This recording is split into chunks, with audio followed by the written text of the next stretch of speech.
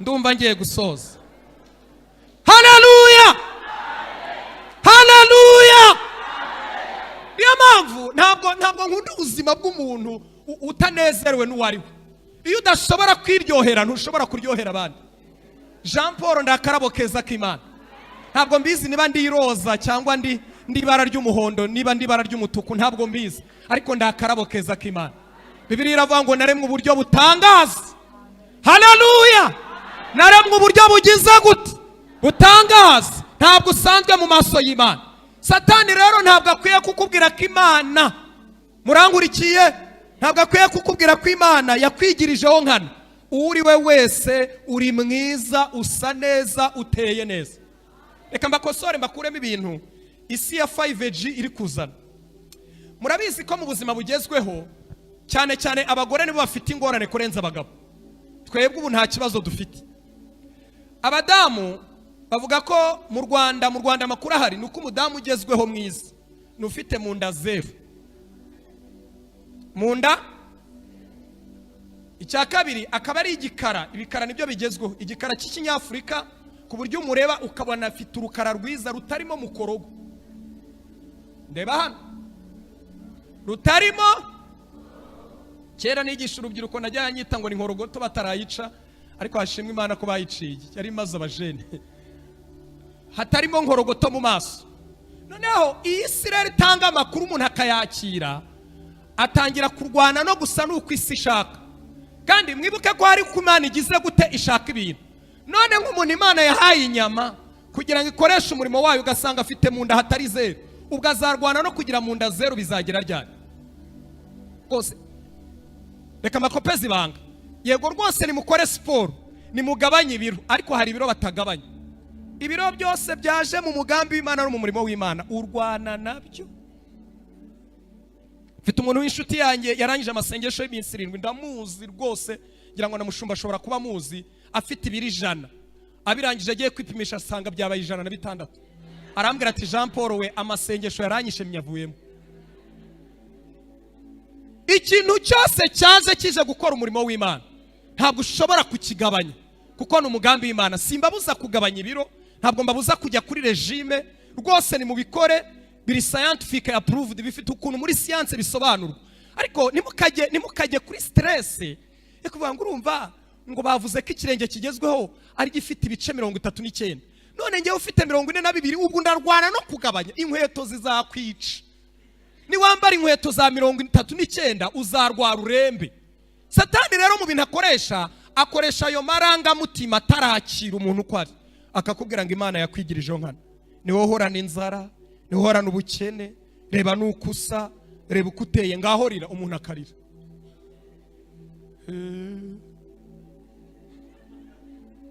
Sigara wiryamiye, umuntu akaryama. Va mu murimo w'Imana, umuntu akawuvamo. Akamubwira ati ubishatse wanakwiyahura, nta nubwo uzanabaho. Agatangira kurwara indwara yaho ataragera. Mu bintu Imana ibandindira abakristo bo mu Gatenga, ibarinde kurwara indwara yaho mutaragera. Icya kabiri Satani akoresha nuko Satani akunda kuganiriza abantu b'Imana basanze mu gihe kibi, akababwira ko Imana inejejwe no kukubabaza, nta nimwe Imana yifuza kukugirira. Akabihuza n'amateka n'ubuzima abantu bagiye bakuriramo. Akakwereka ukuntu tante watakugiriye impuhwe, mukuru watakugiriye impuhwe, umugabo atigeze agukunda nko agukunda, akakwereka ko no ku Mana nta buhungiro ufite. Ariko reka mbabwire ijambo rikomeye kugira ngo tuze gusenga mu mwanya. Yesu ashimwe. Haleluya. Ibi biragusaba yuko uhishurirwa urukundo rw'Imana. Ni ukuri mu bintu Imana ikubikiye, ni urukundo rw'Imana. Ahantu hose ushobora kwibura, aderese zose ushobora kwibura, ushobora kujya mu bantu ntibakwakire ntibakwemere, ariko mu rukundo rw'Imana ruhora rwakira abantu. Niyo aderese yakira umuntu wese uko ateye, uvuga cyane, uvuga gahoro, mu rukundo rw'Imana baramwakira. Umuremure n'umugufi, mu rukundo rw'Imana baramwakira. Ufite amateka ashaririye n'ufite amateka aryoshye, mu rukundo rw'Imana baramwakira. Uwize n'utarize, mu rukundo rw'Imana baramwakira. Kubihishurirwa, haleluya, bituma umuntu ahagarara mu gihe kibi, akavuga ngo nubwo magaze mu gihe kibi, ariko urukundo rw'Imana ruracyangose, urukundo rw'Imana ruracyari kumwe nanjye, bigatuma umutima ukomera, akabona uko nesa amajwi y'abadayimoni. icya kabiri cyanejeje umutima wanjye. Haleluya, haleluya. Nubwo uhagaze mu gihe kibi, ugomba kuvoma imbaraga z'ahandi hantu habi wanyuze, ariko Imana ikahagukura. Torero ry'Imana muraho neza. Nta hantu habi twanyuze Imana ikahadukura. Jewe ndavuga ibintu byoroshye, ntabwo ndavuga ibintu bikomeye. No kubasha kwiyambutsa rompuwe ni ikimenyetso cyerekana ko ari umugambi w'Imana ukomeza.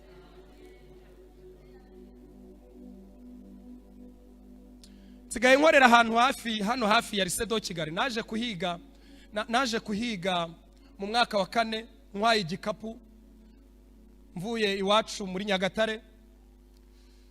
Ndaza ntabwo nari mpazi, ndayoboza mbona nisanze muri Lisedo Kigali. Icyo gihe ntabwo nari nzi kwambuka rompuwe kandi nari nagije imyaka 3 ya segonderi. Kwambuka rompuwe byansabaga kubanza kubara imibare. Mu gihe umwana wo muri Gardienne yambuka nta kibazo afite, nge byansabaga kubanza kubara imibare no kubanza kwiyambutsa rompuwe. Ubu nizanye rero, ntimugira ngo harwaje mwanzanye, nizanye kandi uyu mujyi ngubyariyemo, ngukoreramo, ngufite n'akazi. Ararararara, bikwiye gutuma mvoma imbaraga mu bintu Imana yakoranye nanjye. Mvuza koroheje, bikantera kubwira Satani ngo ceceka. Nubwo Imana ntayumva, nubwo Imana ntayibona mu bihe bibi, haleluya, ariko hari urukundo rw'Imana rukingose.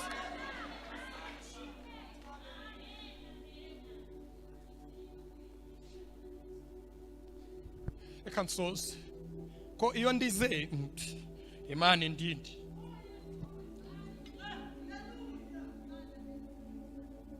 Kuba warashoboye kubyara ukaba ufite abana baguhamagara dadi, bavuga muri Tinoro, bavuga muri Aruto, byose biraryoshye.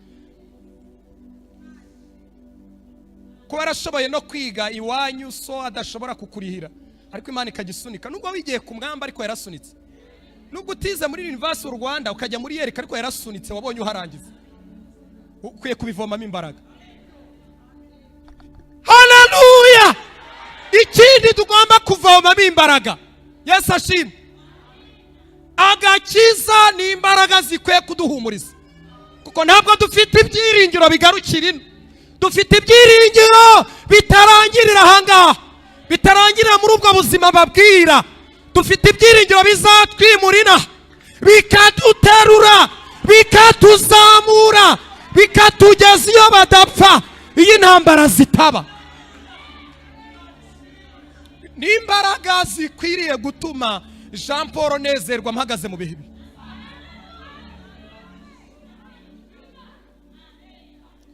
Hari umwanditsi w'indirimbo yitwa Fanny Crosby, abiga iby'indirimbo. Mu 1873 yanditse indirimbo ivuga ngo Breast Assurance, cyangwa se 97 mu ndirimbo zo gushimisha ivuga ngo nishimiye ko menye rwose. Yayanditse ari impumyi, yahumye afite ibyumweru 2, muzasoma amateka ye. Ariko muri ibyo byumweru 2 urukundo rw'Imana rumusangayo. Amaze guhuma hinduka umuhimbyi w'indirimbo, yahimbye indirimbo bakoresha mu bitabo zigera hafi zirenga 8,000. Iyo ndirimbo yandika yarari kumwe n'undi muvandimwe, aricara arahumye ntabona. Ariko nubwo atabona, haleluya, imbaraga z'urugendo yagendanye na Yesu habitsemo amateka adashobora gusibangana, yanditswe ku nkingi y'umutima udashobora kuvanaho. Aravuga ngo nishimiye ko menye rwose ko Yesu ari umukiza wanjye. Aravuga ngo yambwiye ko ndi umunyabyaha, ndihana ndizera arankiza. Aravuga ngo nibyo ndirimba, nibyo mvuga, shima umukiza ubudasira. Ubuzima twanyuranyemo n'Imana, amateka dufitanye n'Imana, ibihe bikomeye twanyuranyemo n'Imana, ibihe bikomeye Imana yaturokoye, ibihe bikomeye nabonye mw'Imana, bikwiye gutuma mvomamo imbaraga zituma mpagarara mu bihe bibi. Nashobora kumva amajwi y'abadayimoni atuma ntuka Imana, kabwira Imana ngo nubwo nakubona ariko uraryoshye, nubwo ntakumva uri Imana nyamana.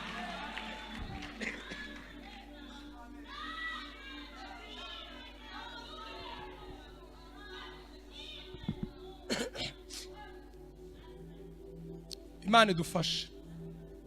Ibyo bintu bibiri, guhishurirwa ko mu rukundo rw'Imana twisangamo, kabiri tugahishurirwa imbaraga Imana yakoreshe kugira ngo iturokore ibindi twanyuzemo mbere yuko ibindi biza, bizatuma duhagarara neza tudatutse Imana, tutayitonganisha. Abisirayeli bamaze gutuka Imana, nanezerewe cyane ndimo niga inyigisho. Bamaze gutonganya Imana, Imana yarabahannye, ibahanisha ikintu cyantangaje. Ngewe nize siyanse byatumye njya gukora ubushakashatsi ngo ndebe ibintu byari bigize ubumara Imana yakoresheje. Bene da, Imana irakize, ikize no ku butabire, ikize no kuri chemicals. Abantu muri hano mwize, Imana irakize. Reka mvuga ibintu bitatu ku buryo nta muko nta burigira. Muzi impamvu? Na babandi mwize professional courses mwarwara umutwe utarabasha kubarura imari y'Imana, nta database washyiramo ubukungu bw'Imana. Niyo mpamvu Imana yanze kuruhanya nta muko nta burigira. Ese aba bantu baranyumvise? Nta muko nta buri Imana igira. Muzabara imari zahawe mukorera no muri company n'ahandi, ariko iby'Imana byo muzabyihorere. Imibare yacu ntiyahuza n'iby'Imana itunze. Imana ihabwa icyubahiro, Imana ihabwa icyubahiro. Haleluya, haleluya, haleluya. Icya kabiri, bikwiye kudutera kwizera ko amasoko y'isi nafunga, Imana izafungura andi masoko tutigeze tumenya. Imana irakize ku buryo itagarukira kuri ibi mwamenye. Hari ibyo mwabonye murabimenya, ariko hari ibindi Imana itaragaragaza. Ndashaka kubabaza akabazo ejo bundi naragasomye. Imana ituma igikona kuzanira eri y'inyama, yazikuragaho abasomye Bibiliya, ntaho Bibiliya ivuga. Bivuga ko hari andi masitoke y'inyama Imana ifite n'imitsima tutaramenya. Abantu bakijwe bakizera, iby'isi n'ibifungwa tukiri inaha, Imana izadufungurira andi masoko isi itigeze kumenya. Cyumweru nateraniye mu itorero rya Ndera, bampaye intashyo muzakire mu izina rya Yesu. Mureke dufate Bibiliya zacu duhere mu butumwa bwiza ko bwanditswe na Yohana, mu bice byaho ni 10 umurongo wa 10, umurongo abantu benshi bazi. Yohana ibice 10 umurongo waho wa 10. Dusome mu izina rya Yesu. Yohana ibice 10 umurongo waho w'10 aravuze ngo umujura ntazanwa n'ikindi keretse kwiba no kwica no kurimbura, ariko jyeweho nazanywe no kugira ngo zibone ubugingo ndetse zibone bwinshi. Tuvuge ngo amen. Uwo ni Yesu wabivugaga. Kubara 21, igitabo cyo Kubara 21, dusome duhere ku murongo wa 4 ndaza kugeza ku murongo wa 9. Turaza kuhakura amagambo andimo muri uyu mwanya kugira ngo tuyaganireho. Kubara 21 duhere ku murongo wa 4 turaza kugeza ku murongo waho wa 9. Aravuze ngo bahaguruka ku musozi Hori, baca mu nzira ijya ku nyanja itukura, ngo bakikire igihugu cya Edomu. Imitima y'abantu icogozwa cyane n'urwo rugendo. Abantu bavuga Imana na Mose nabi, bati mwadukuriye iki muri Egiputa mukatuzana gupfira mu butayu? Ko ari nta mitsima tuhaboneye, akaba ari nta mazi, kandi tubihiwe n'iyi mitsima mibi. Uwiteka yohereza mu bantu inzoka z'ubusabwe butwika, zirabarya, abantu benshi bo mu Bisirayeli barapfa. Turi kumwe? Abantu basanga Mose baramubwira bati twakoze icyaha kuko twavuze Uwiteka nawe nabi. Saba Uwiteka adukureho izi nzoka. Mose arabasabira. Uwiteka abwira Mose ati cura inzoka isa n'izo uyimanike ku giti cy'ibendera, maze uwariwe n'inzoka wese nayireba arakira. Mose acura inzoka mu miringa ayimanika ku giti cy'ibendera, uw'inzoka yariye yareba iyo nzoka y'umuringa agakira. Tuvuge ngo amen. Tugiye kuganira ijambo rikomeye rivuga ngo Yesu wahindutse ikivume ku bwacu niwe udukiza. Ntabwo yadukishije gusa, ahubwo aracyakomeje n'akazi ko tudukiza. Imana imfashe muze kunyumva. Yesu wahindutse ikivume ku bwacu, ntabwo yahindutse ikivume abihisemo kugira ngo ahinduke ikivume, ahubwo yahindutse ikivume ku bwawe nanjye. Akomeje n'akazi ko kudukiza. Yaradukijije, azakomeza kudukiza. Imana ibidufashe mu izina rya Yesu. muri aya magambo dusomye mu gitabo cyo kubara, munyemerere mvanemo ibintu bigera nko muri 4 tugiye kuganiraho, dusoreshe ariya magambo twasomye mu butumwa bwiza uko bwanditswe na Yohana mu bice 10 n'umurongo w'10. Ijambo rya mbere nshaka ko tuvugaho kandi twumva neza nuko urugendo rugoye kandi rwacogoje imitima y'Abisiraheli kugeza ubwo bitotombera Imana, rwatewe nuko bene wabo bitwa Bedomu banze kubaha inzira. Nimusoma Bibiliya neza mwitonze muzasanga bari babanje gusaba inzira ya bugufi, bayisaba bene wabo bafitanye isano ya bugufi, kuko Edomu niwe witwa Esawu. Esawu avukana na Yakobo, urumva bose ni bene wabo. Babasaba inzira, barabwira ngo mwatwemere tukanyura mu gihugu cyanyu ko aribyo byatworohera kugera ahantu dushaka kugera. Ariko bene wabo babima inzira. Munyemere mvuga ibintu bikomeye muri aya magambo. Mu bintu bitangaje birimo, buriya ikigeragezo cyose cyasunitswe n'umuntu mufitanye isano ya bugufi kirasharira. Kuko amarangamutima abatanga ibisobanuro avuga ngo ariko iyanyemerera ko ari mubyara wanjye, ko ari mukuru wanjye, ko ari mama wanjye, mbese ubushakisha ubusobanuro ukumva nta busobanuro na bumwe yari afite bwo kukugerageza. Aba rero kimwe mu bintu byabaremereye ni ugukikira igihugu cya bene wabo, babasabye inzira bakayibima. Kugeragezwa na bene wabo byababereye umutwaro ukomeye.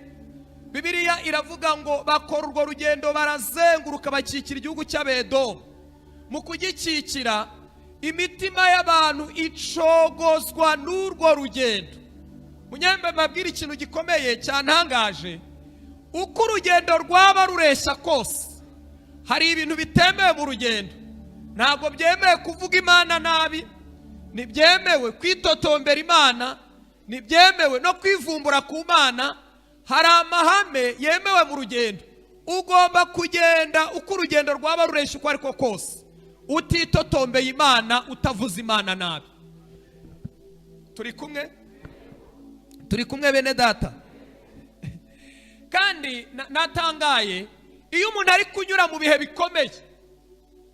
Mbibutse ko hari urugendo abandi batagufasha, ruba ari urugendo rwawe, iba ari inzira yawe ugomba kunyuramo udashobora gukwepa. Bene wanyu batashobora kugufasha, mukuru wawe adashobora kugufasha, ubutegetswe kuyinyuramo. Mu bintu rero natangaye nuko iyo umuntu ari kunyura mu bihe bikomeye bigoye, Satani mu bintu ahatira umuntu kurakarira Imana no kuyivuga nabi.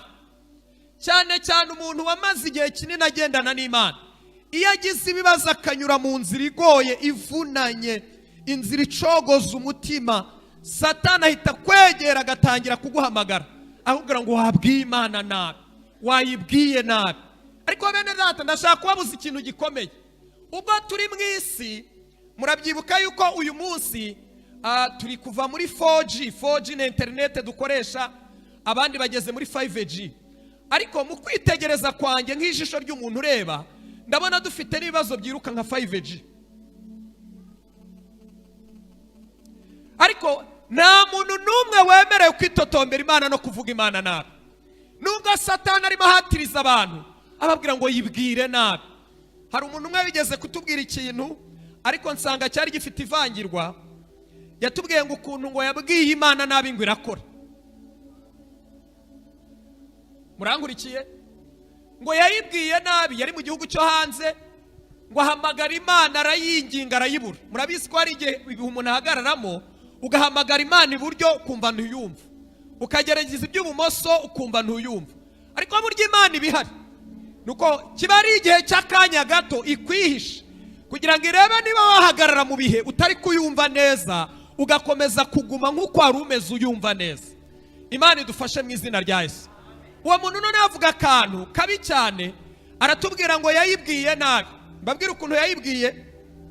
Ngo yarahagaze arayibwira ngo Mana, ngo nawe uri wowe ugahagarara muri bino bihe mpagazemo, ngo ni ukuri wakururuka ukitabara. Aravuga ngo manuka aka kanya undengere, kuko nutandengera hasigaye ko ngutuka. Ariko nta kintu na kimwe yumvise. Bwira mwene so ngo ntacyo wakumva. Mumbabare mvuga ikintu gikomeye. kwitotomba, kwihima ukarara utariye ushaka kwereka Imana ko ikwiye gukora, ntabwo biyikoraho. Ntabwo Imana ifatishwa n'imibare yacu n'amarangamutima yacu. Ndetse isomye Bibiliya mu butumwa bwiza uko bwanditswe na Matayo, ngira ngo ni mu bice 6 uhereye kuri 25, Yesu we natubujije no kwiganyira, kuko kwiganyira bituranye bya bugufi n'agahinda gakabije. Agahinda gakabije kanatera n'indwara. Umuntu ashobora kukavanamo igifu kidakira, umutwe uhora umurya, akavanamo hypertension, umuvuduko w'amaraso. N'Imana igutabaye ubyivuzamo.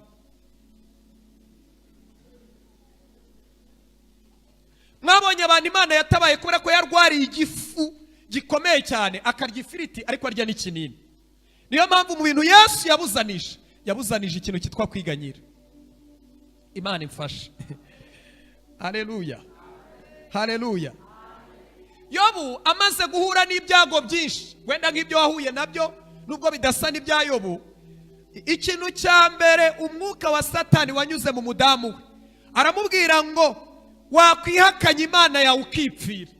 Ariko Yobu ahagarara mu gihe neza. Mu bintu Imana iduha, duhagarare mu gihe Imana yemeye ko duhagararamo neza. Aramubwira ngo ntabwo twahabwa ibyiza biturutse ku Mana. Imana niyemerera ibibi, niturangiza twe guhagarara neza. Imana ituremera kwizera gutuma umuntu wayo ahagarara mu bihe bibi ahagazemo. Kubera ko ku muntu w'Imana buri wese ni umukandida w'ibihe byo kugeragezwa, ariko ni n'umukandida w'ibihe byiza by'ibisubizo. Imana idushoboze guhagarara neza mu bihe byose Imana biduhagaritsemo. Haleluya, haleluya. Mumbabarire mbakopeza ibanga rikomeye muzagenzuraho Satani abasanze mu bihe. Icya mbere nuko Satani azi gushingira ku bihe duhagazemo akabibyaza amakuru atariyo apfuye. Icya mbere cyantangaje, agusobanurira ko Imana yakwigirijeho nkana. Mu ndebe hano babwira ikintu gitangaje. Satani ni umuhanga, ashobora no gushingira ku njwiri gusa. Agura tukurikije uko Imana yakuremye ikaguha injwiri kandi zitagezweho, zitari update. Imana yakwigirijeho nkana. Kandi mu bintu njya mbwira abakristo, Yesu ashimwe, njya mbabwira yuko buri wese agomba kwiyakira uko ari, kuko uko umuntu ari ni akarabo keza k'Imana. Iyo utariyakira uwo uri we, Satani ahora akoresha ako kantu utarakira ku buzima bwawe nk'iturufu yo kukubwira ko Imana yakwigirijeho nkana. Noneho wahura n'ibibazo akavuga ngo nanone Imana irongeye. Imana irakwigirizaho nkana. Yakuremye isa naho itinze, yakugezeho iguha ubwenge butangana n'ubw'abandi. Satani ni umuhanga, afite ukuntu akusanya ibimenyetso. Ariko mu nyumve mbabwira ijambo rikomeye. Imana iduhe guhagarara mu bihe Imana iducishamo tutayitonganije, tutayitutse, ahubwo duhagarare neza nk'abantu b'Imana. Amen.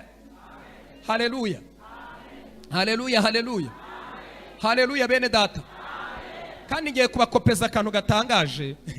Umuntu wese uri hano muri aya materaniro, Imana yamusizeho akantu gato kamwibutsa yuko ari rojyorojyo, ari umuntu karahari.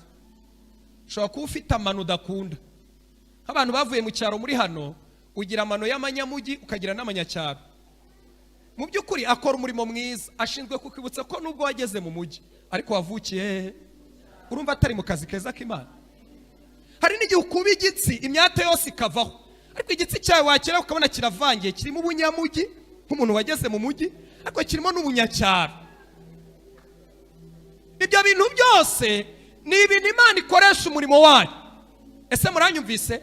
Hari n'ugira amatwi adakunda, ngo ugiye amatwi yanjye ngo arabangaraye ngo sinyemera. Ntabwo azavaho kuko ari mu murimo w'Imana. Undebe hano babwira ikintu gikomeye. Iyo wa mugabo mugufi tuvuga muri Bibiliya, muramuzi mwese, witwa Zakayo, ataza kuba mugufi, mu mufuka yari muremure, no mu cyubahiro yari muremure, ariko mu buzima busanzwe yari mugufi, ntiyari guhura na Yesu. Yari kumureba ari kure. Ngiye kuvuga ikintu gikomeye mu ndebe. Yari kumureba ari kure kubera uburebure, akavuga ati ndamubonye, mbonye nta n'ibimenyetso bifatika. Ariko kubera kuba mugufi, muranyumvise, byamuhuje na Yesu. Yuriye igiti bituma Yesu amusanga mu giti. Icyo abantu batemera n'iki isi itemera muri standard z'isi, murangurikiye, Imana izakibyaza umusaruro wayo kuko ariko yemeye kumera uko nguko. Niyo mpamvu nshaka ko hari amagambo mubwirana. Bwira mwene so ngo urakarabo keza k'Imana. Ndumva ngiye gusoza. Haleluya, haleluya. Niyo mpamvu ntabwo nkunda ubuzima bw'umuntu utanezerewe n'uwariwe. Iyo udashobora kwiryohera ntushobora kuryohera abandi. Jean Paul ndakarabo keza k'Imana. Ntabwo mbizi niba ndi roza cyangwa ndi ibara ry'umuhondo, niba ndi ibara ry'umutuku, ntabwo mbizi, ariko ndakarabo keza k'Imana. Bibiliya iravuga ngo naremwe uburyo butangaza. Haleluya, naremwe uburyo bugize gute? Butangaza. Ntabwo usanzwe mu maso y'Imana. Satani rero ntabwo akwiye kukubwira ko Imana, murangurikiye, ntabwo akwiye kukubwira ko Imana yakwigirijeho nkana. Uri we wese uri mwiza, usa neza, uteye neza. Reka mbakosore mbakuremo ibintu isi ya 5G iri kuzana. Murabizi ko mu buzima bugezweho cyane cyane abagore nibo bafite ingorane kurenza abagabo. Twebwe ubu nta kibazo dufite. Abadamu bavuga ko mu Rwanda amakuru ahari nuko umudamu ugezweho mwiza nufite mu nda 0. Mu nda icya kabiri akaba ari igikara. Ibikara nibyo bigezweho. Igikara cy'ikinyafurika ku buryo umureba ukabona afite urukara rwiza rutarimo mukorogo. Ndeba hano rutarimo. Kera nigisha urubyiruko najya nyita ngo ni nkorogoto batarayica, ariko hashimwe Imana ko bayiciye. Yari maze abajene. Hatarimo nkorogoto mu maso. Noneho iyi si rero itanga amakuru umuntu akayakira, atangira kurwana no gusa nuko isi ishaka. Kandi mwibuke ko hari ku Imana igize gute ishaka ibintu. None nk'umuntu Imana yahaye inyama kugira ngo ikoreshe umurimo wayo, ugasanga afite mu nda hatari 0, ubwo azarwana no kugira mu nda 0 bizagera ryari? Rwose reka makopezi ibanga. Yego rwose nimukore siporo, nimugabanye ibiro, ariko hari ibiro batagabanya. Ibiro byose byaje mu mugambi w'Imana no mu murimo w'Imana, urwana nabyo. Mfite umuntu w'inshuti yanjye yarangije amasengesho y'iminsi 7, ndamuzi rwose, ngira ngo namushumba ashobora kuba muzi, afite ibiro 100. Abirangije agiye kwipimisha asanga byabaye 106. Arambwira ati Jean Paul we amasengesho yaranyishe myavuyemo. Ikintu cyose cyaje kije gukora umurimo w'Imana ntabwo ushobora kukigabanya kuko ni umugambi w'Imana. Simbabuza kugabanya ibiro, ntabwo mbabuza kujya kuri regime, rwose ni mubikore, biri scientific approved, bifite ukuntu muri science bisobanurwa. Ariko nimukajye kuri stress kuvuga ngo urumva ngo bavuze ko ikirenge kigezweho ari gifite ibice 39. None ngewe ufite 42, ubwo ndarwana no kugabanya. Inkweto zizakwica. Niwambara inkweto za 39 uzarwara urembe. Satani rero mu bintu akoresha ayo maranga mutima atarakira umuntu uko ari, akakubwira ngo Imana yakwigirijeho nkana. Niwe uhorana inzara, niwe uhorana ubukene, reba nuko usa, reba uko uteye, ngaho rira, umuntu akarira.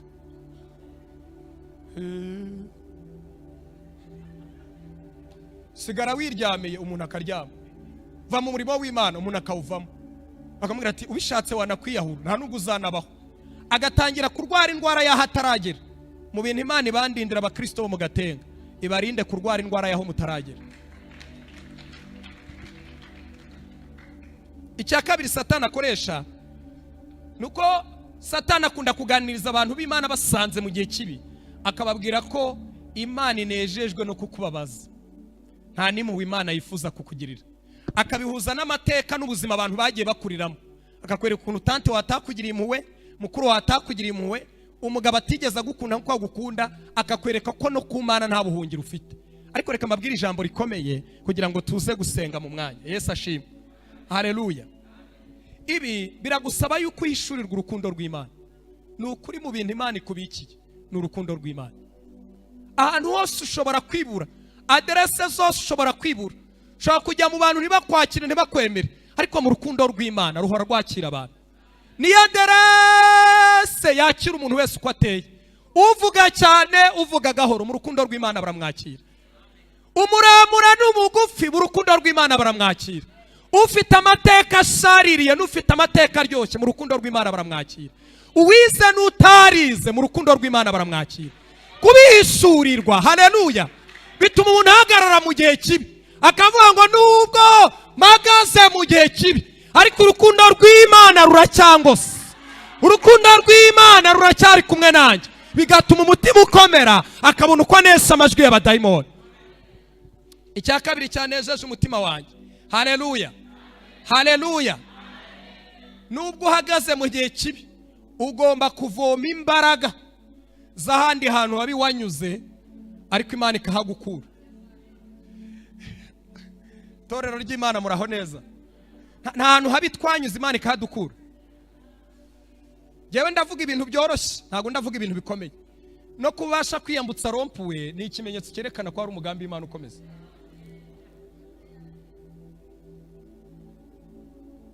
Sigaye nkorera ahantu hano hafi ya Lisedo Kigali. Naje kuhiga mu mwaka wa 4 ntwaye igikapu mvuye iwacu muri Nyagatare, ndaza ntabwo nari mpazi, ndayoboza mbona nisanze muri Lisedo Kigali. Icyo gihe ntabwo nari nzi kwambuka rompuwe kandi nari nagije imyaka 3 ya segonderi. Kwambuka rompuwe byansabaga kubanza kubara imibare. Mu gihe umwana wo muri Gardien yambuka nta kibazo afite, nge byansabaga kubanza kubara imibare no kubanza kwiyambutsa rompuwe. Ubu nizanye rero, ntimugire ngo haruwaje mwanzanye, nizanye kandi uyu mujyi nkubyariyemo, nkukoreramo, nkufite n'akazi. Bikwiye gutuma mvoma imbaraga mu bintu Imana yakoranye nanjye. Mvuza koroheje bikantera kubwira Satani ngo ceceka, nubwo Imana ntayumva, nubwo Imana ntayibona mu bihe bibi. Haleluya! Ariko hari urukundo rw'Imana rukingose.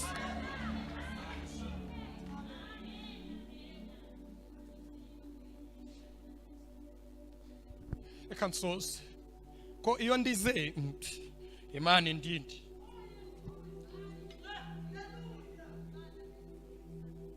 Kuba warashoboye kubyara ukaba ufite abana baguhamagara dadi, bavuga muri tinoro, bavuga muri aruto, byose biraryoshye.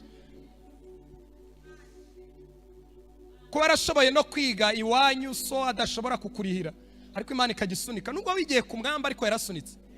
Nubwo utize muri University of Rwanda ukajya muri Yerika ariko yarasunitse, wabonye uharangiza. Ukwiye kubivomamo imbaraga. Haleluya! Ikindi tugomba kuvomamo imbaraga. Yesu ashimwe. Agakiza ni imbaraga zikwiye kuduhumuriza, kuko ntabwo dufite ibyiringiro bigarukira ino. Dufite ibyiringiro bitarangirira ahangaha, bitarangirira muri ubwo buzima babwira. Dufite ibyiringiro bizatwimurira, bikaduterura, bikatuzamura, bikatugeza iyo badapfa, iyi ntambara zitaba. Ni imbaraga zikwiriye gutuma Jean Paul nezerwa mpagaze mu bihe.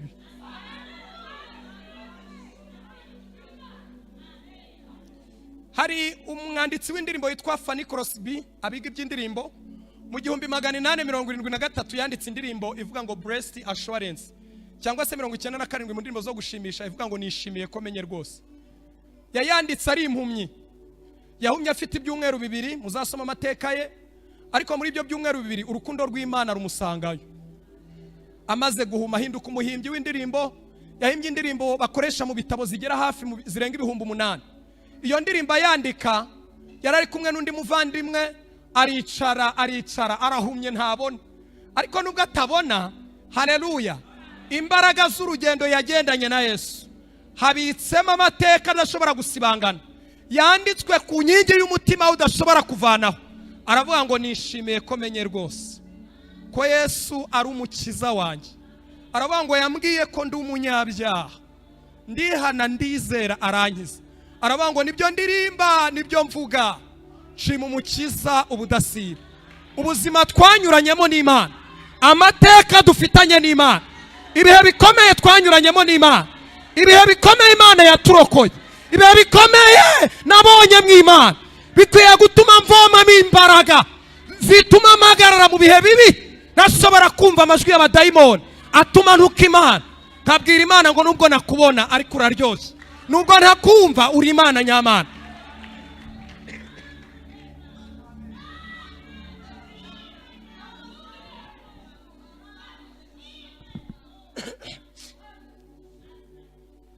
Imana idufashe. Ibyo bintu bibiri, guhishurirwa ko mu rukundo rw'Imana twisangamo, kabiri tugahishurirwa imbaraga Imana yakoreshe kugira ngo turokore ibindi twanyuzemo mbere yuko ibindi biza, bizatuma duhagarara neza tudatutse Imana, tutayitonganisha.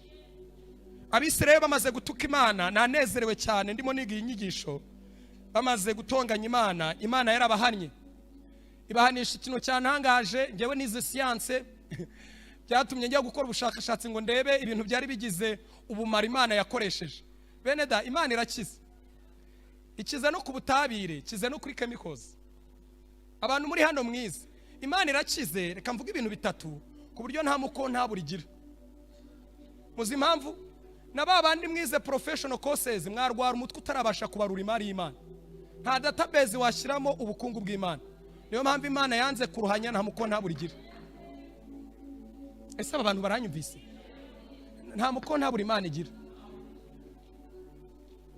Muzabara imari zahawe mukorera no muri company n'ahandi, ariko iby'Imana byo muzabyihorere. Imibare yacu ntiyahuza n'iby'Imana itunze. Imana ihabwa icyubahiro.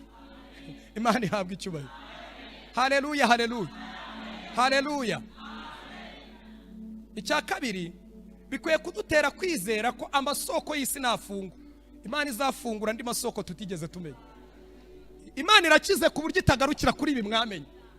Hari ibyo mwabonye murabimenya, ariko hari ibindi Imana itaragaragaza. Ndashaka kubabaza akabazo ejo bundi naragasomye. Imana ituma igikona kuzanira eri y'inyama, yazikuragaho abasomye Bibiliya, ntaho Bibiliya ivuga. Bivuga ko hari andi masitoke y'inyama Imana ifite n'imitsima tutaramenya.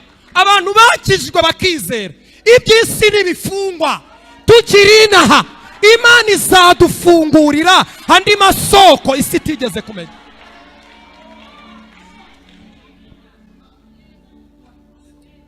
Jean Paul ndafashishwe. Haleluya, haleluya. Imana izadufungurira. Hetole sone kota shandota losenawe.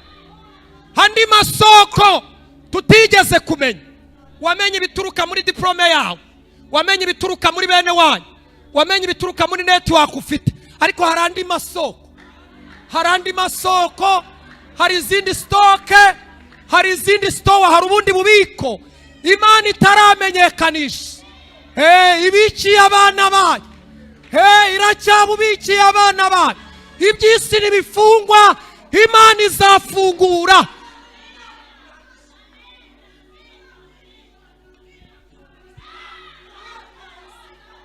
Icya gatatu, mundebe hano mbibabwire, mubibwire n'abandi.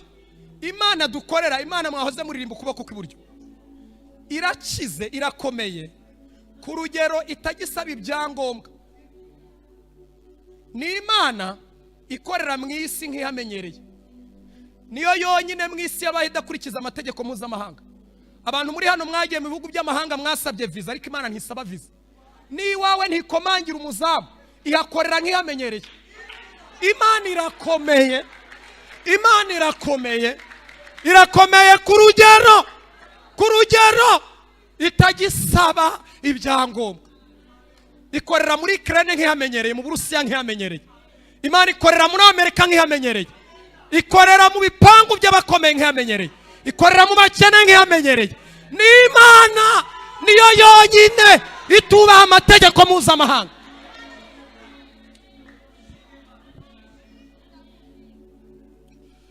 Irabahana. Imaze kubahana, ngiye kubakopeza ibanga. Abatari bagapfuye, ubumara bwari bumeze nabi, kuko n'ubumara bwafataga umuntu. Murangurikiye? Umuntu agatangira gushya, n'ubumara butwika. Abatari bagapfuye baravuga ati ariko tuzi ibanga ryo gukira, ni ukwicisha bugufi tukoroha. Munde abantu babwire, mu bintu bishobora Imana, nubwo ifite ubwo bukaka n'izo mbaraga, ikintu cyitwa koroha. Ukareka kwirya umwiyemero no kwiyumva, ugaca bugufi, bishobora Imana. Niryo rembo ryonyine rishobora Imana. Babwira Mose, baramubwira ngo dusabire. Ngiye kugera ku cyo nshaka kuvuga, dusenge. Dusabire Mose we. Bibiliya iravuga ngo Mose aragenda arabasabira, Imana iramubwira ngo ndashaka gukora ikintu kimwe. Shura inzoka mu muringa uyimanike ku giti cy'ibendera, aho abantu bose bareba, aho buri wese ahabwa serivisi zo kuhabona neza. Ndashimira Yesu kamanitse ahantu umuntu wese yamubona, uri mu gikombe, uri munsi y'ibuye, uri burasirazuba n'iburengerazuba, amajyepfo n'amajyaruguru, umusaraba wa Yesu umanitse aho abantu bose bamubona. Arangije ngo arabimanika, amaze kwimanika uwemeye agaca bugufi. Ngiye kubabwira utuntu tubiri twanejeje kandi abarokore muri iyi minsi ubona batabyizera. Yesu afite imbaraga zo gukiza umuntu urwego rwose yaba ageze hapfa. Muri we harimo ubuzima busimbura urupfu, urwego rwose rwaba rugezeho rwica umuntu. Bibiliya iravanga abantu bose barebye kuri icyo giti, bakareba kuri iyo nzoka, bahawe ikintu cyitwa sanje. Wari ugiye gupfa ariko ubuzima buturutsemo kwinjiramo, ubaye muzima. Kandi urwego bari bagezeho bapfa barakize babazima, bakomeza urugendo ari bazima. Reka mvuge ibintu bikomeye ntagiye mu byuhanuzi cyane. Ndashaka kubabwira ko Yesu wahindutse ikivume, wahindutse nk'inzoka, nk'imwe muzariye Abisiraheli, akamanikwa ku giti cy'ibendera, ku musaraba. Haleluya! Afite imbaraga zo gukiza umuntu urwego rwose yaba ageze hapfa. Murabyizera? Murabyizera? Murabyizera? Reka mvuge ibintu bitatu bituma abantu badakira kandi bari ahantu Yesu akiriza abandi, ubundi dusenge. Ni bitatu, mu byandika ahantu muraza kubisoma mwitonze ko ndimo ndihuta cyane ngo dusoze. Hari ibintu bitatu natekereje kandi umwuka ure yampaye bituma abantu badakira. Niyo mpamvu mubona abantu bakomeje kurwara, divorce zikiyongera, abantu bagakomeza kugira urwango, ubusambanyi bugakomeza gufata abantu, ubutinganyi bukagenda bwinjirana abantu, abantu bakarara muri filime pornographique kandi baza no kuramya no guhimbaza, umwijima ugakomeza ukabudika. Ni iyihe mpamvu abantu bakomeza gupfa kandi bari imbere y'utanga ubuzima? Si ikibazo gikomeye twakwibaza? Ni iyihe mpamvu abantu bakomeza gupfa kandi bari imbere y'umugabo utanga ubuzima? Umurebyeho wese niko mwene data yavuze, Imana iguhe umugisha. Banza twaraye ahantu hamwe simbizi, ariko mu mwuka tugira ama frequency n'amarezo. Frequency ubwo zari zigiye kumera kimwe. Imana iguhe umugisha cyane. Ni iyihe mpamvu abantu baba ahantu Yesu ari akiriza abandi ariko bagapfa? Hari ibintu bitatu. Icya mbere ni umwuka wo gupinga, umwuka wo kugira gute. Hari umugabo witwa Namani mu Bami ba kabiri bice 5 uhereye ku murongo wa 9 ukageza kwa 12. Ndabyigisha nitonze kugira ngo dusenge. Yarwaye ibibembe bigera ku rugero bitongora. Gutongora nicyo kinyarwanda cyiza, kugaragara ntibyumvikana neza, ntibifite ubwako busoundinga neza. Gutongora ibibembe biragaragara kugeza nubwo umukozi we wo mu rugo yabibonye.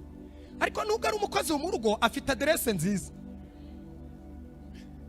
Hari ikintu cyantunguye, namenye ko Imana ishobora kwemera gukoresha umukozi wo mu rugo, umuntu agahinduka umukozi wo mu rugo ariko ari ufite adresse zikiza abandi. Ndabona mutanyumvise kindegeze. Imana ishobora kwemera gufata umuntu ikamukoresha ibintu biciriritse ariko ufite adresse zikiza abandi. Igikomeye si ubuzima buciriritse tubamo, igikomeye ni ukumenya umurimo wawe mu buzima buciriritse.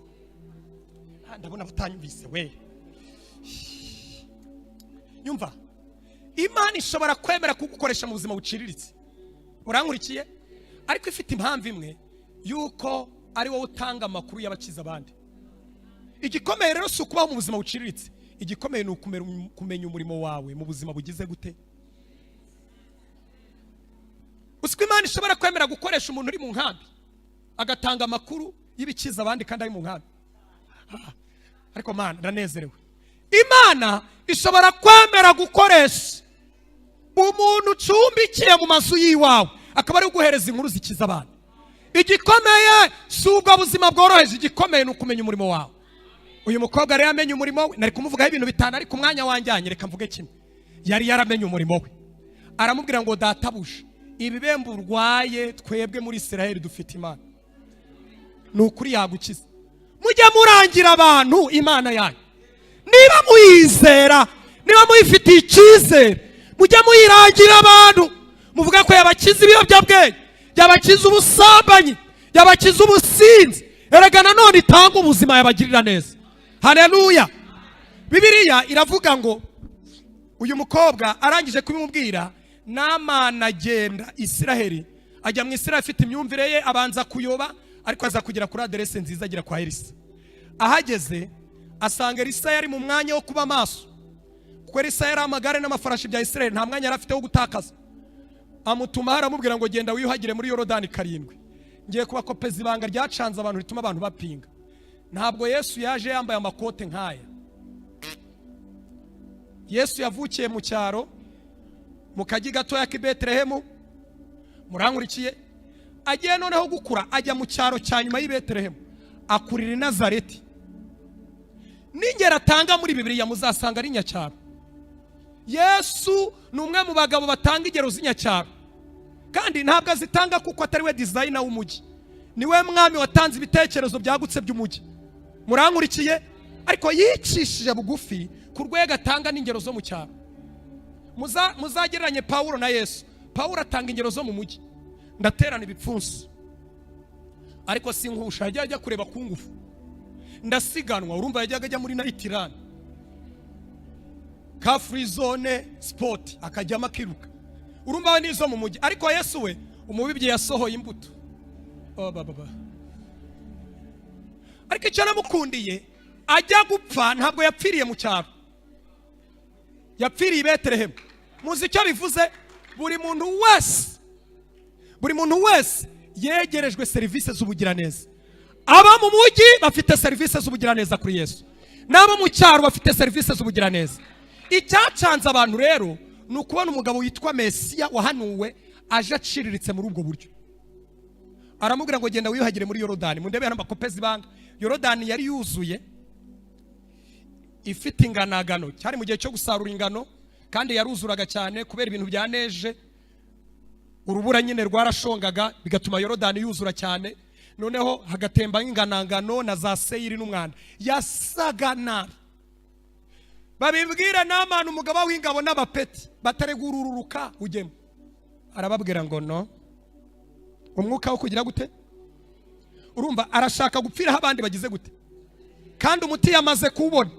Barakore bene data, ntugapinge inkuru zikubwira kwihana no guca bugufi, no gushaka Imana, no gusenga. Inkuru zose zibonerwamo gukira ntukazipinge. Ujye upinga ibindi, ariko ntugapinga izo nkuru. Arangije ngo arapinga, ariko agira umugisha, abona abagaragu be bagireranwa n'umwuka wera, baramuganiriza, baramubwira ngo databuja, iyo agutegeka igikomeye ntuba wagikoze. Bakamubwira ati indwara yawe higeze turayizi, nuwagutegeka kurya amazirantoki wayarya. Ubwo mvuze mu Kinyarwanda kiri kode, kandi muranyumvise. Aravuga ati n'ubundi nayarya, reka njye muri Yorodani rero. Ngo ajyamo, aribira bwa mbere, yibira bwa kabiri, yibira bwa gatatu.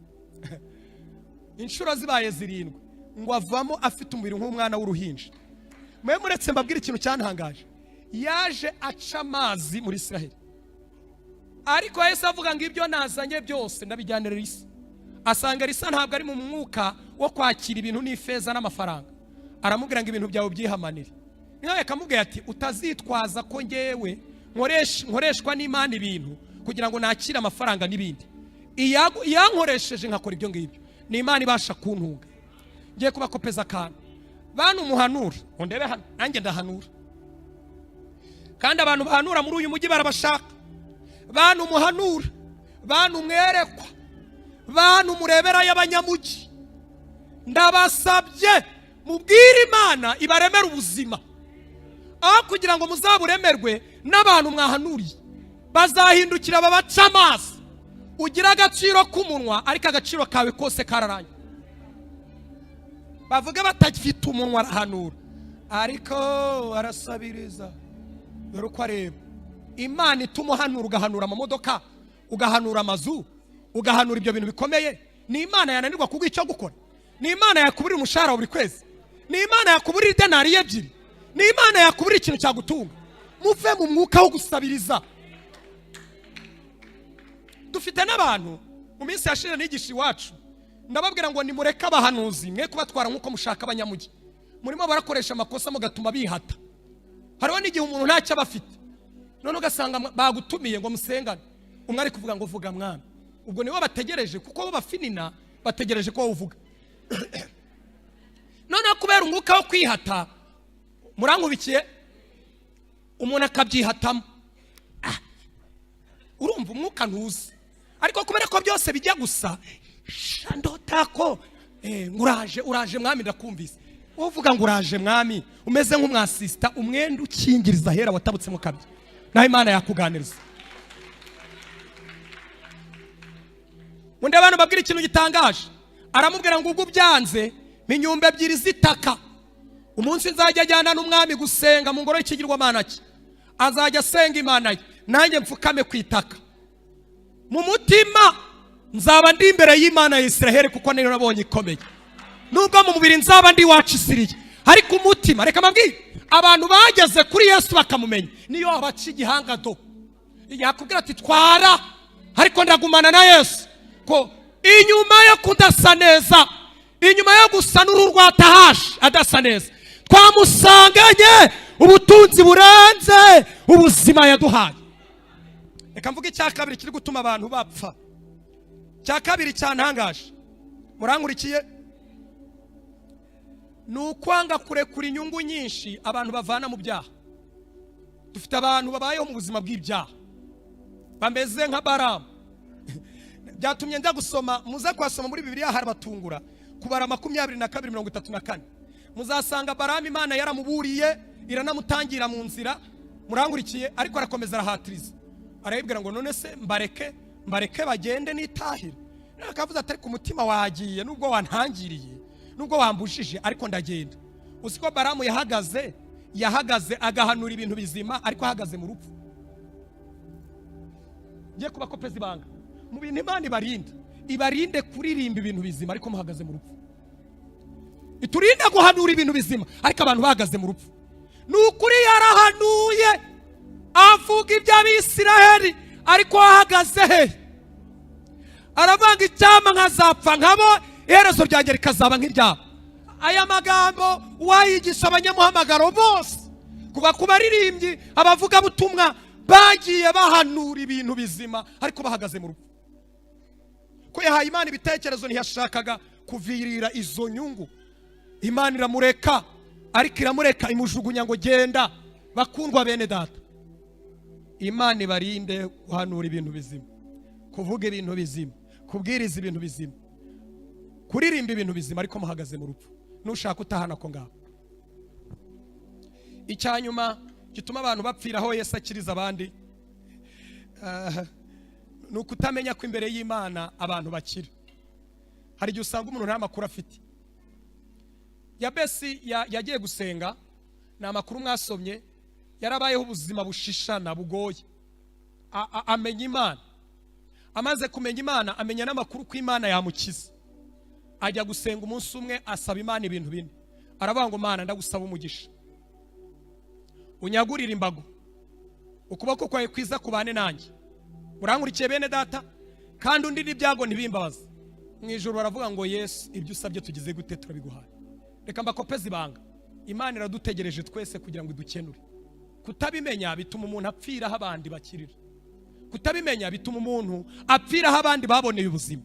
Musoza kugira ngo dusenge, Yesu yavuze ngo umujura ntazanwa n'ikindi keretse kwiba, kwica no kurimbura, ariko ngeweho nazanywe no kugira ngo zibone ubugingo bwinshi. Imana ishimwe ko Yesu cyamuzanye no kugira ngo tubone ubugingo bwinshi. Ntabwo ari bigarukira ku bugingo buhoraho, harimo no gukiza ibikomere, harimo no kubohora umuntu w'imbere, harimo no kubohora ibitekerezo byawe, harimo no kuducomokora kuri karande za kera akaducomeka ku ifishi y'Imana. Abantu bakijwe neza bakabohorwa ntabwo babarurirwa ahandi, tubarurirwa ku ifishi y'Imana. Biciro nibizamuka mu mujyi turi ku ifishi y'Imana, ibihe nibikomera turi ku ifishi y'Imana. Imana ibampera umugisha. Kansoreza amasaha yacu yageze. Hombeka amaso yawe dusenge. Yesu wahindutse ikivume ni udukiza. Ukeneye gukizwa na Yesu? Ukeneye gukizwa na Yesu? Birashoboka ko waje mu rusengero ufite agahinda kenshi, wumva no kwiyahura wakwiyahura, Yesu arahari ngo agukize. Birashoboka ko waguye ukumva Imana itakubabarira, Yesu arahari, imbabazi z'Imana zirahari.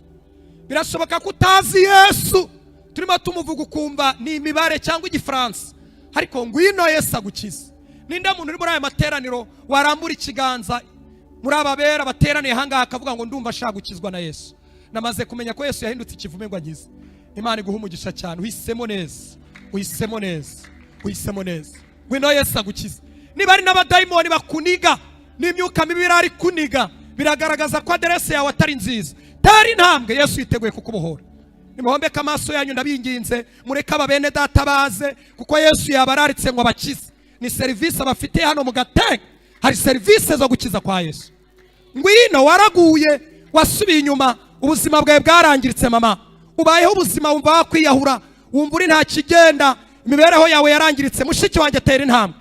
Yesu yiteguye kukubohora.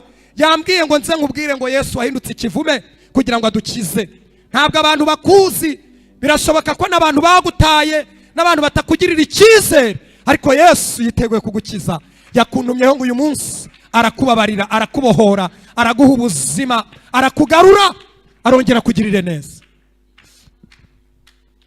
Ndagira ngo dusenge. Imana inganiriza yarambwiye ngo uzasangamo umugabo ufite agahinda kenda kumuturitsa umutima, kandi ubuzima bwe buri mu kaga kuko yegereye urwobo runini. Uri hano ufite agahinda kenda kuguturitsa umutima, ni wowe mbwira, nta wundi mbwira, si iruhande rwawe. Tera intambwe tugusengere. Ufite agahinda kenda kuguturitsa umutima, abandi musenge, mwisengere, muhamagara Imana. Genda shaka uriya mwene data Imana yantumyeho. Ufite agahinda kenda kuguturitsa umutima, umerewe nabi rwose, ubaye ubuzima buri muri riske, hasigaye gatoya ugapfa, ariko Imana irashaka kukubohora. Hari serivisi z'ubugiraneza bw'Imana ziri iruhande rwawe. Ngwino Yesu akugirire neza. Oh, Yesu ni wowe ashaka, Yesu ni wowe ashaka, aragushaka. Ngwino, ngwino akubohora. Ubaye ubuzima bw'ibiyobyabwenge, wanyweye urasinda, nabyo ntibyagukijije, ariko Yesu afite imbaraga zo kugukiza. Yesu afite imbaraga zo kugukiza. Umerewe nabi, ubuzima wagiyemo bw'abagushuka n'ibigari, mubayeho ubuzima bw'ibyaha, iwanyu bamaze no kuguta mu mutima. Ngwino Yesu afite imbaraga zo kugukiza mama, afite imbaraga zo kukubohora mushiki wanyu, afite imbaraga zo kukurema umutima. Nubwo abandi batakwakira, ariko hano hari ibiganza byiza byiteguye kukwakira. Ngwino akuvane igisuzuguriro, ngwino asenye imikorere yose yagufashe, ngwino amenagura imbaraga mbi zagufashe, ngwino ubohokere imbere y'umugabo ubohora, ngwino wakira ubuzima, ngwino Imana ikumvisha umunezero, Imana yongera itahisha ibyishimo muri wowe, amahoro menshi atembe nk'uruzi, Imana yongera ikora ibidasanzwe muri wowe. Ngwino Yesu yiteguye kugukiza. Ndanezerewe. Urakoze Mwami Yesu, urakoze Mwami Yesu, kuko gukiza kwawe gutangaje. Urakoze Mwami Yesu, urakoze Mwami Yesu. Shandota losena kuwa alolezone kota. Ngwino. Ubuzima ubayemo burakugoye, umwijima urabuditse, ufite ubuzima bw'ibyaha, umerewe nabi, urugo waruta, wamaze kuruta mu bitekerezo. Ngwino Yesu akumvisha. Ngwino uduhagarike, umfashe.